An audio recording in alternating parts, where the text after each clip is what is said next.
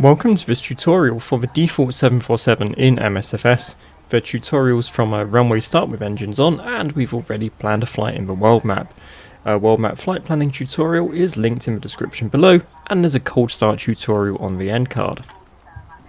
Let's begin by heading to the initialize page of the FMC. First we'll dial in the cruising altitude, flight level 260, and a cost index which can be anything between 0 and 100. For simplicity, we'll put a nominal value in reserves, and when you double click the 0 fuel weight soft key, it auto populates. Hit execute to commit those changes.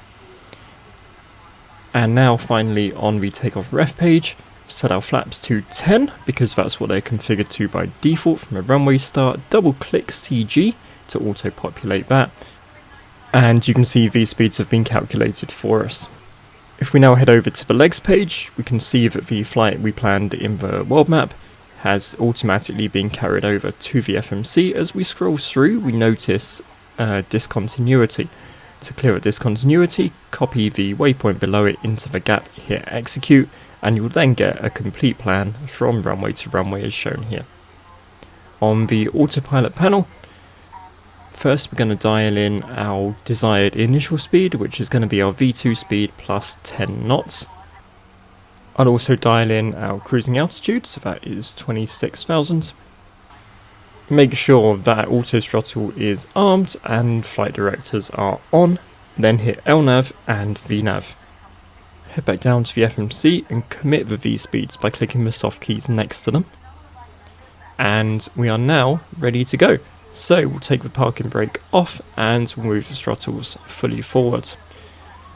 At rotate speed, gently pull back on the yoke. As soon as you have positive rate of climb, bring the gear up. Initially follow the flight director, and when you pass through 400 feet, you'll be able to activate the autopilot.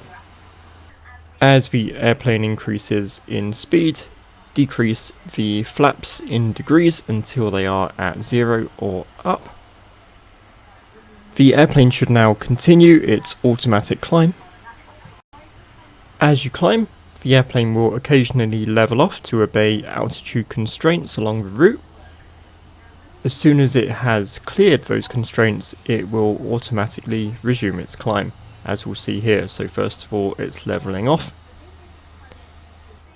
And then after it's cleared the constraint, we'll see the airplane throttle back up and pitch the nose up again, which is exactly what is happening here. And you can track those constraints in the legs page of the FMC as they're displayed next to the waypoints.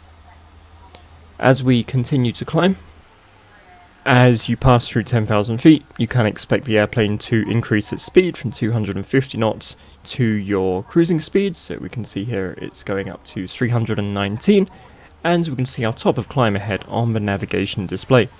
Now when the airplane reaches the top of climb, it will level off, and the VNAV speed annunciator that we can see on the PFD will be replaced by VNAV path.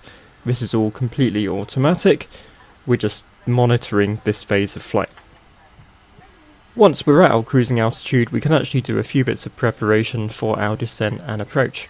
So if we click back onto the initialize page, we can set our approach, flaps and speed. And on the legs page, you'll see a waypoint labelled FF and then the number of your destination runway. That will have an altitude displayed next to it. In this case, it's 2,400 feet. So we're going to dial in 2,400 feet into the autopilot panel. Now the plane will maintain its current cruise altitude until the top of descent, at which point it will start to descend to that bottom of descent altitude. I'll also set the auto brake ready for landing. And we can see our top of descent is quite far ahead. You can monitor your flight progress at every stage, so you'll find that on the VNAV page of the FMC, and that will give you your predicted time and miles to the top of descent. Now when the airplane reaches the top of descent, it will automatically idle the throttle and pitch the nose down as it begins its descent to that bottom of descent altitude that we dialed in earlier. As we get a little bit closer to the destination, click onto the nav radio page on the FMC. If you've selected a runway when planning your flight, you should see ILS frequency of that runway automatically populated. As the airplane gets closer to its destination, it will start to decelerate. As it decelerates, if you apply flaps, it will automatically decelerate to its final approach speed. Once the plane has slowed to that approach speed, you should almost be turning on to final, so you can also drop the landing gear. All that's left is to make our approach. So as we turn onto final, we'll want to press the localizer button on the autopilot panel, and when the localizer annunciator appears on the PFD as shown here, hit the approach button. Shortly after this, the airplane should intercept the glide slope and begin its descent to the runway.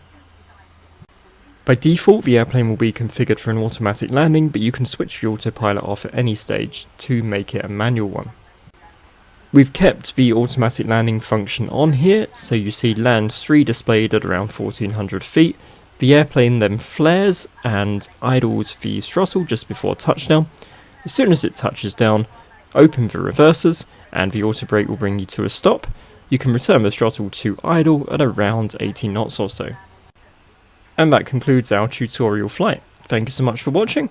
I hope you found this useful. If you did, please drop a like, feel free to subscribe for regular flight sim content, tutorials, ask any questions in the description below. I'll do my best to respond.